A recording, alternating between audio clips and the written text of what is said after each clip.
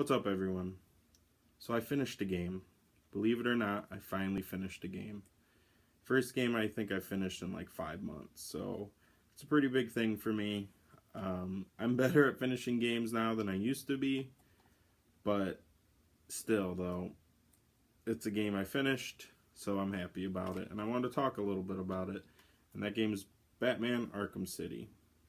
So this game is a pretty big deal for video games. Arkham Asylum and Arkham City were critically appraised, acclaimed. Arkham Origins not so much.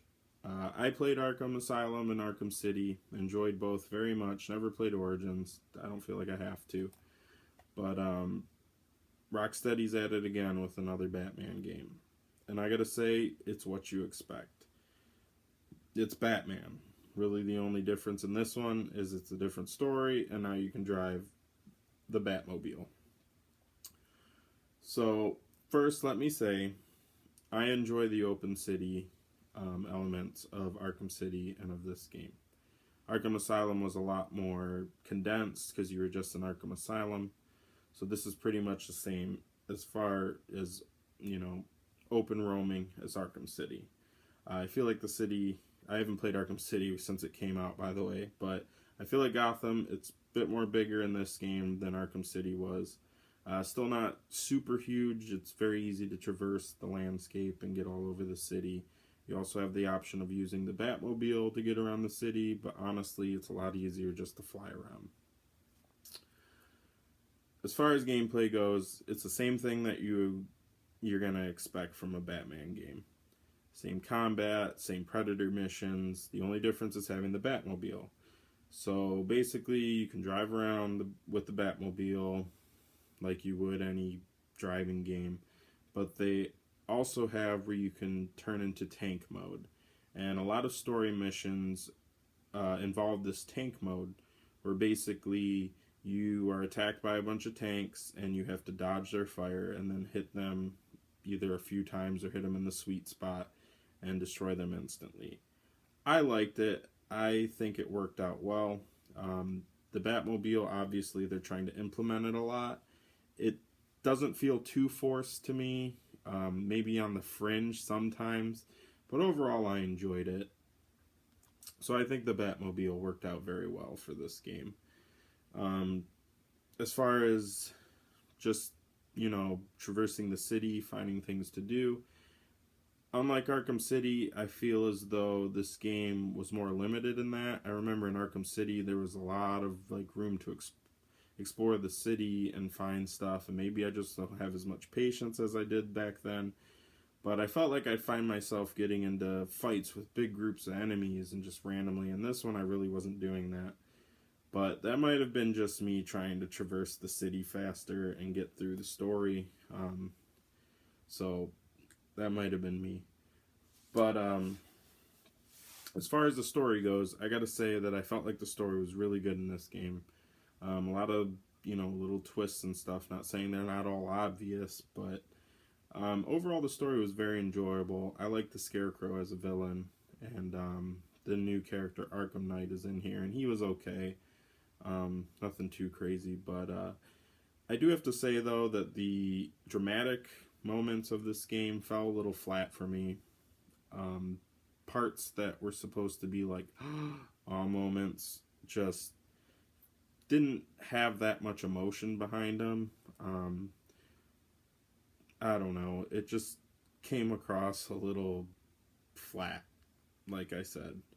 So it didn't make it terrible, but I definitely could say that the big twists and things that happen aren't going to leave you with the same emotion as, let's say, when Eris dies in Final Fantasy VII, even though that was a long time ago, and I'm sure most people now who would experience that game for the first time wouldn't feel that way because it's block characters. But anyways, I'm going off topic.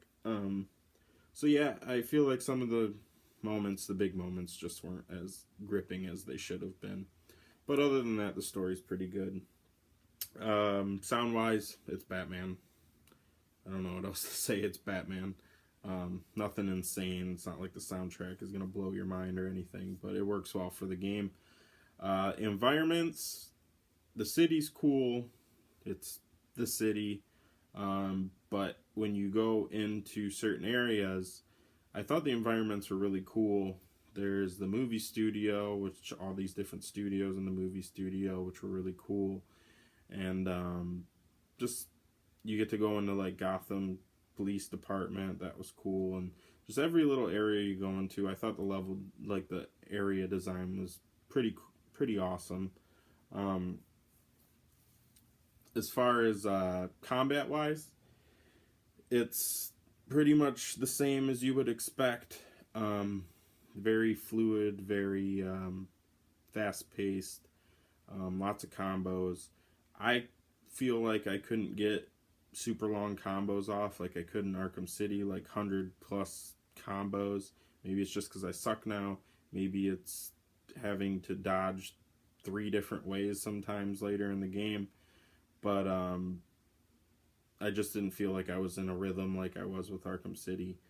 But it's still the same fluid combat, a lot of fun, a lot of different takedowns and whatnot. And then sometimes you're with another character like Robin or Catwoman in the Riddler side missions, and you can do like double team takedowns, and then you switch to the other character. So it was a lot of fun to play with the other character at times when you were fighting.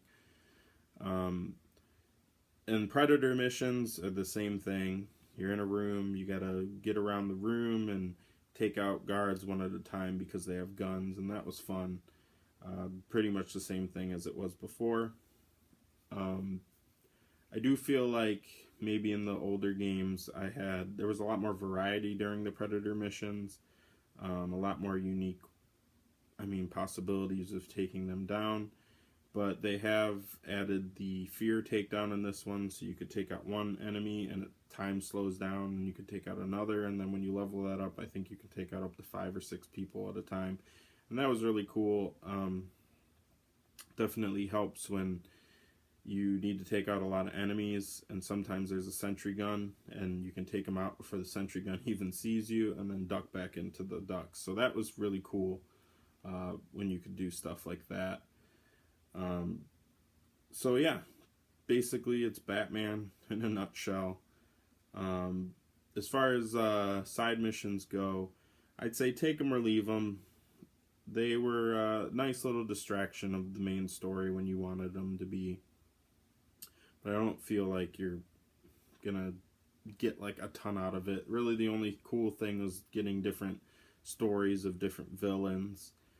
As far as the missions go, they're pretty standard, just whatever, nothing super exciting.